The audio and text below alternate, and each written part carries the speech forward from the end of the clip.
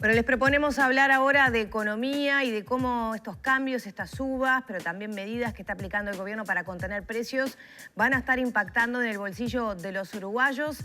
Bueno, para analizar todas estas novedades es que recibimos hoy a Alejandra Pico, economista, integrante del Instituto Cuesta Duarte del PIT-CNT. Alejandra, bienvenida.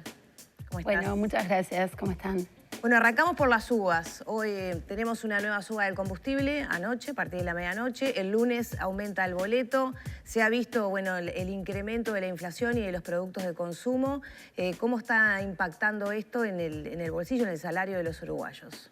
Sí, bueno, ya venimos desde hace un tiempo con presiones sobre el nivel de precios que se reflejan en una inflación, bueno, que viene al alza y que está por encima de las expectativas que tenía el gobierno para este año, y esa diferencia hace que, bueno, nuestros ingresos para la mayoría de los trabajadores asalariados del sector público, del sector privado, están ajustando por esas proyecciones que tenía el gobierno en materia de suba de precios para este año, que se ubican un poco por debajo del 6%. Tenemos una inflación promedio en los últimos 12 meses de casi 9%, entonces, bueno, estamos sintiendo los dos efectos.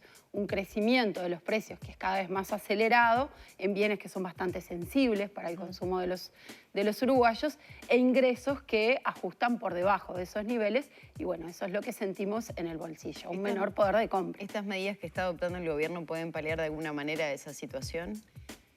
Ahí hay como que diferenciar dos cosas. Por un lado, estas medidas posiblemente tengan un impacto muy bajo en la inflación, por la manera en que se mide la inflación. Por ejemplo, la medida que se anunció de rebaja del IVA de los productos panificados, de los fideos. Si nosotros miramos la canasta de consumo de los uruguayos, esos bienes panificados y cereales, que además incluyen otras cosas, como por ejemplo el arroz, pesan poquito más del 5%. Estamos hablando de una rebaja del IVA. En la inflación va a ser algo muy insignificante. Una rebaja del IVA que en el precio final es un 10%, ¿no? Sí, exactamente. Y también va a depender de cómo eso se traslade luego efectivamente a los precios, porque lo que hemos visto en momentos anteriores en nuestro país, por ejemplo, cuando se hizo la reforma tributaria en el año 2007, que hubo también una rebaja, es que muchas veces esas rebajas de impuestos no son trasladadas a los precios de los bienes, no hay una verificación, ¿sí? Y entonces en el precio efectivamente no se ve. Hay una renuncia de parte del Estado de cobrar IVA por esos productos, pero no se traslada a los consumidores. Así es un compromiso de palabra, entonces. Exactamente. En otras oportunidades lo que se había hecho para efectivizar ese traslado, por ejemplo, como se hizo en el consumo de restaurantes, de bares, y también como había algunas devoluciones en los puntos de IVA, es que eso se hiciera con medios de pago electrónicos. Entonces ahí efectivamente podíamos ver la reducción en el precio. En este caso, por el momento se ha anunciado que sería una rebaja en el precio, pero en un momento en que los precios están subiendo por otras razones, ¿sí? Entonces es muy difícil ver si efectivamente se da, cuáles son todos los bienes en los que se va a dar, porque en ese 5%, poquito más de 5% que yo decía, que involucra panificados y cereales, hay otros productos, como arroz, por ejemplo, que probablemente no baje, ¿no? Por lo menos no estaban incluidos. Entonces, en la inflación va a tener un efecto muy bajo. Hay otros bienes, como en los combustibles, como el precio del boleto, que tienen las subas tienen un impacto más grande. Ahora también habría que ver que capaz que en el bolsillo de las personas, en la medida en que se trasladen a precios, pueda tener un impacto un poquito más grande, porque de repente las personas sustituyen bienes, dejan de consumir otros productos, por ejemplo arroz, lo trasladan a consumir fideos, y entonces eso se ve más en el bolsillo que lo que se traslada en la medición de la inflación. ¿Qué productos deberían estar incluidos en esas medidas, en la visión de ustedes? Lo pregunto porque, por ejemplo, desde Cabildo Abierto, ¿no? Del Partido Colorado también, ¿no? Se hablaba de que se debería ampliar esa cantidad de productos cuando se votó la rebaja del IVA para el asado. ¿Y por cuánto tiempo? Porque también es otro tema de discusión, que estas medidas en principio son por un mes. Sí. Y eso también limita su impacto, ¿no? Sí, bueno, para que tengan, primero que nada, en la canasta de consumo de los uruguayos, obviamente alimentos y bebidas tiene un peso bastante importante, más del 25% en promedio, y más alta para los hogares de menores ingresos que gastan más en esos bienes. Hay otros bienes que tienen que ver con los productos tarifados, la luz, el agua, los combustibles, por ejemplo, que después tienen un efecto directo pero también indirecto sobre los precios de consumo, que es más fácil para el Estado accionar sobre esos precios y también tienen un peso importante. Entonces quizás ahí hay una línea y que también se puede dirigir más, porque eso implica una renuncia fiscal hacia los hogares quizás que más lo necesitan, por ejemplo, rebajando las tarifas hasta ciertos niveles de consumo, por poner un ejemplo. En cuanto a los alimentos y bebidas, productos panificados, fideos, tienen un peso importante en la canasta de consumo de los uruguayos, pero para que eso realmente impacte en la inflación y en el consumo, debería sí ser un abanico más grande que involucre a lácteos, carnes, a otros productos como el arroz, frutas y verduras, ¿sí? Otros tipos de carne, porque justamente uno de los comentarios que se hacía es que ese es un tipo de carne que, bueno, que no tiene un peso tan importante y que además quizás es difícil también sustituir otros cortes por ese, porque es bastante específico. Entonces, bueno, habría que ver. Y en cuanto al plazo, creo que lo que se está pensando es que bueno, se está tratando de paliar estos efectos de suba de precios que vienen más que nada desde el exterior, con medidas que son transitorias en el entendido de que este shock sería un poco transitorio. Hay que ver, pero bueno, para que tenga efecto en general también tienen que ser más duraderos esos acuerdos o esas rebajas. Pienso, por ejemplo, en otra de las medidas de extender esas canastas que estaba dando el MIDES para la población más vulnerable. ¿Eso puede tener un impacto también favorable? Sí, eso puede tener un impacto no más es representativo. No, eso puede tener un impacto, el aumentar el monto que se brinda de las canastas, no en sí sobre el nivel de precios, pero sí sobre las posibilidades de consumo de las personas. Entonces, me parece que está bueno eso porque muchas veces no se puede atacar o es más difícil, tiene un costo más grande atacar los precios, efectivamente, porque nosotros estamos en un mercado donde el gobierno no fija o no regula los precios, entonces quizás se pueden tomar otras medidas para, sin tocar los precios, que es más difícil, tratar de amortiguar el efecto sobre los hogares y en particular sobre los hogares más vulnerables. Y Alejandra, para entender un poco, ¿de dónde viene esta suba de precios? Claramente hay un efecto de la guerra, del aumento de los commodities, pero también esta guerra lleva 30 días y el aumento de precios comenzó antes, de los combustibles y de otros precios. Sí. ¿Cómo se explica? Además, por ejemplo, los panificados también se usa la harina, no toda la harina que usa Uruguay es importada. Explícanos un poco cómo funciona esto del aumento de precios para no caer solamente en la explicación, bueno, está la guerra que sube todo. Creo que los efectos de la guerra, y por eso me parece que es importante tomar medidas rápidamente, aunque las medidas son un poco tardías, porque como tú decías, lo de la guerra es ahora, pero nosotros tenemos un nivel de precios que viene creciendo desde comienzos del año pasado, que está bastante desalineado con las expectativas del gobierno, entonces uno podría decir que estas medidas son un poco tardías. ¿Cómo se explica esta inflación? Nosotros podemos mirar los productos que compone la canasta y dividirlos en lo que se llaman los productos transables, que son los que se comercializan internacionalmente, y los productos que se comercializan a nivel local.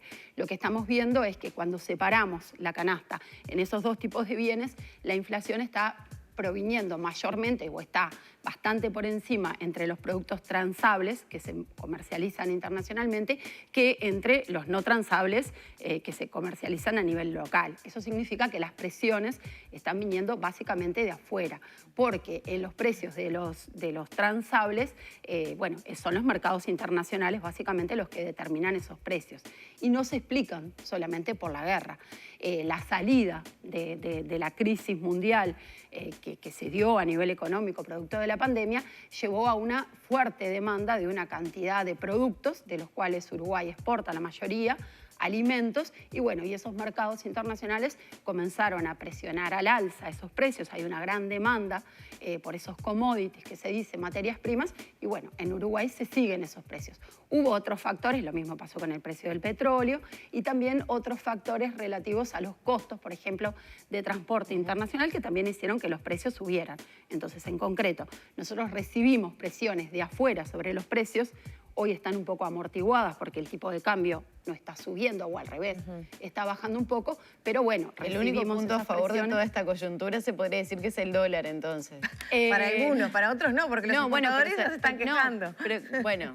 Pero dentro de las personas que se pueden ver más afectadas, que es la población más vulnerable, el efecto del dólar es un punto a favor. Sí, en materia inflacionaria, el dólar, porque también todos esos precios de los que hablábamos están fijados en dólares, amortigua un poco esa caída, pero bueno, el tema también de tener una inflación que viene más que nada afuera es que acota las posibilidades de, por ejemplo, la política monetaria y la tasa de interés para tratar de controlar esas presiones. Y lo que se trata de hacer en la mayoría de los países es, bueno, amortiguar eso, tratando de tomar otras medidas para que no recaiga tan fuertemente sobre los hogares o tener una renuncia fiscal, como se empezó a hacer ahora, y bueno, sacrificar impuestos en pos de bajar los precios.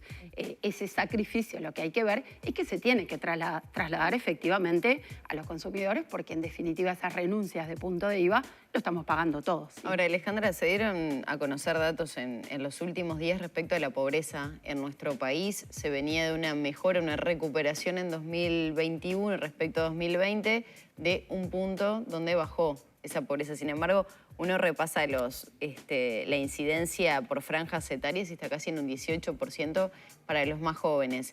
Este impacto ¿puede hacer retroceder esa estadística que se está mostrando por estos días? Sí, y de hecho es posible que la suba de precios sea uno de los factores que esté atrás de lo que vimos que sucedió en el año 2021. Porque en 2020 se dio un incremento muy fuerte de la pobreza, unas 100.000 personas cayeron por debajo de la línea de pobreza. Esa línea de pobreza se construye justamente a partir de una canasta básica de alimentos y de otros bienes que se ajusta por los precios. Entonces las personas que a nivel individual, per cápita, no reciben un ingreso para poder acceder a esa canasta que está fijada con esos bienes y a partir de los precios, bueno, las que no acceden a esa canasta son pobres y los que no están por encima de la línea de pobreza. En 2020 habíamos visto un crecimiento de unos 100.000 personas pobres. Que se explicaba sobre todo por el tema del empleo y desempleo vinculado a la pandemia, ¿no? Sí, se explicaba por el tema de la fuerte caída que había tenido el empleo, pero también por la caída que se habían dado en los ingresos, ¿sí? Había visto una caída muy fuerte, particularmente en el mercado de trabajo informal, ¿sí? Es gente que cuando le cayó el ingreso además no tenía otro sostén, no tenía un seguro de desempleo, entonces se vio muy impactada por la pandemia.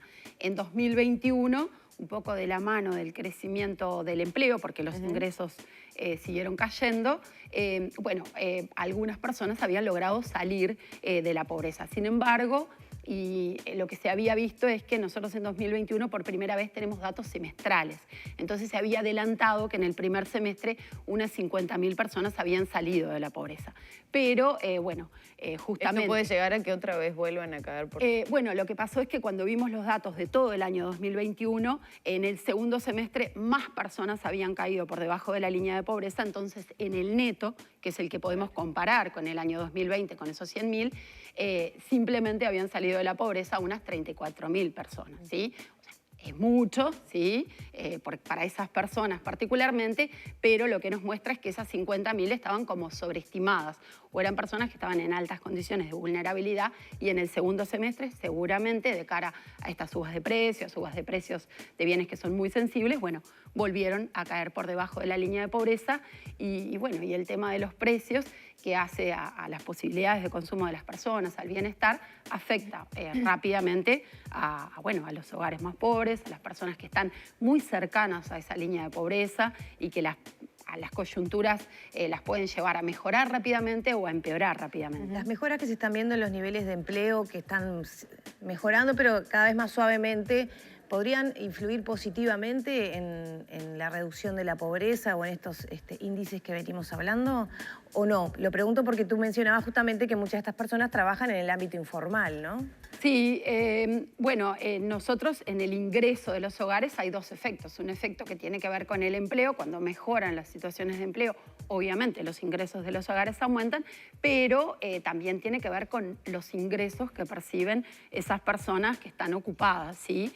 Entonces ahí tenemos un poco un contrapeso sobre esas mejoras, porque los ingresos de los hogares, que en verdad en 2021 crecieron, pero mucho menos de lo que habían caído el año anterior, están cayendo, ¿sí? Los ingresos de los trabajadores asalariados, los ingresos, por ejemplo, que reciben quienes participan de los jornales solidarios, que es algo que tuvo mucho impacto sobre los niveles de empleo, ¿sí? Hoy por hoy los ingresos de esas personas rondan los 6.000 y pocos pesos mensuales. Entonces, bueno, todo eso juega en contra. A la mitad se redujo. Sí, claro, ahí está. Hoy por hoy es la mitad de los jornales que en un momento se habían creado. Entonces, bueno, todo eso juega en contra y afecta negativamente lo que pasa con el ingreso de todos los hogares. Y obviamente que los que tienen menos ingresos tienen menos posibilidades de ajuste, más cuando esto se empieza a hacer cada vez más largo. Y me parece que el tema de los precios es un tema bastante sensible porque hace al bienestar de las personas y tenemos que pensarlo en un contexto donde esas 66.000 personas pobres más que tenemos respecto a 2019 nos indican que en materia, por ejemplo, de pobreza, estamos avanzando mucho más lentamente de lo que es, por ejemplo, el crecimiento de la economía o incluso el crecimiento del empleo. Entonces, tenemos que ver cómo hacer para que esos procesos de crecimiento económico, de mejoras en el empleo, terminen derramando, en definitiva, volcándose en los hogares y mejorando esas situaciones. Alejandra, apelo a tu profesión y porque era una duda que surgió por estas horas, ¿no? Respecto al anuncio que hace el gobierno del aumento del combustible, que está por debajo de la recomendación que hace en un principio ANCAP y luego la URSEA. En vez de 5 o 7 pesos es de 3. ¿Quién termina absorbiendo eso y cuánto le puede llegar a costar al Estado hacerlo por debajo? Porque ANCAP tiene un margen. Sí, yo creo que es necesario. Yo creo que la regla... No por querer que aumenten por encima, nadie quiere eso, pero claro. Eso va a tener un efecto a largo plazo, me imagino. Yo creo que la regla de ajuste de los combustibles, que fue uno de los artículos que estuvo hace poco en disputa, en el referéndum. Ahí está. Creo que era una regla que era muy rígida, ¿sí? Atarse a esa regla, entonces me parece que es positivo que el Poder Ejecutivo tenga bastante flexibilidad en decir, quizás el incremento que se tendría que dar producto del aumento de los precios del petróleo y todas las cosas que juegan sería más alto, pero se ajustan por montos más bajos. ¿Por qué? Porque, es verdad que eso implica absorber parte de ese costo por la empresa pública y, en definitiva, estar dejando de lado otro objetivo que puede ser el déficit fiscal, pero muchas veces esos incrementos en el precio del petróleo, esos shocks son transitorios. Entonces, cuando uno lo traslada al precio de los combustibles, eso después se traslada a toda la canasta y algo que es transitorio, que quizás esperemos que en unos meses el precio del petróleo baje, cuando esa baja se traslade al precio de los combustibles, después no se traslada al resto de los precios. Entonces lo que termina pasando es que algo transitorio en el precio del petróleo a nivel internacional se traslada de manera transitoria quizás al precio de los combustibles que después bajan, pero de manera permanente al resto de los precios. Entonces es positivo que el Estado tenga la capacidad de absorber eso, porque tiene mucho más capacidad que hacerlo de los hogares, y no transformar algo transitorio en algo permanente sobre el nivel de precios, ¿sí? Porque los combustibles tienen un efecto sobre todos los precios, ¿sí? Bueno, habrá que ver entonces cómo vienen los próximos meses. Esperemos que para bien. Esperemos que para bien. Gracias, Alejandra. Gracias a ustedes. Cerramos por aquí entonces la entrevista con Alejandra Pico, economista integrante del Instituto Cuesta Duarte. Ya son las 9 de la mañana, 18 minutos.